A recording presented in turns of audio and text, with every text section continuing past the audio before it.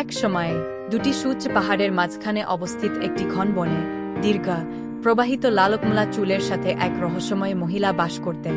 তার নাম ছিল আরিয়া, এবং সে তার মৃদু আত্মার জন্য এবং বনের প্রাণীদের প্রতি তার সখ্যতার জন্য বহুদূরে পরিচিত ছিল। শরতের এক খাস্তা সকালে যখন আরিয়া একটি বড স্রোতের কাছে বন্যফুল সংগ্রহ করছিল, সে ছোপের মধ্যে একটি অস্পষ্ট শব্দ শুনতে পেল। কৌতূহলবশত তিনি সতর্কতার সাথে কাছে গিয়েছিলেন, শুধুমাত্র একটি কাটা ছোপের মধ্যে আটকে থাকা একটি ছোট আহত শিয়াল আবিষ্কার করতে।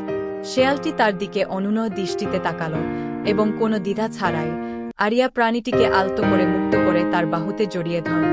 তার অবাক হয়ে আরিয়া শিয়ালটিকে স্পর্শ করার সাথে সাথেই একটি জিকিমিকি আলো তাদের দুজনকে ঘিরে ফেল।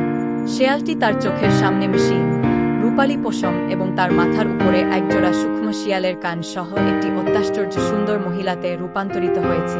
এটি ছিল একটি কিৎসুন, একটি জাদুকরী শিয়াল আত্মা। কিৎসুন নিজেকে মিউ হিসাবে পরিচয় করিয়ে দেয়, আরিয়াকে তার উদারতার জন্য প্রচুর ধন্যবাদ জানায়।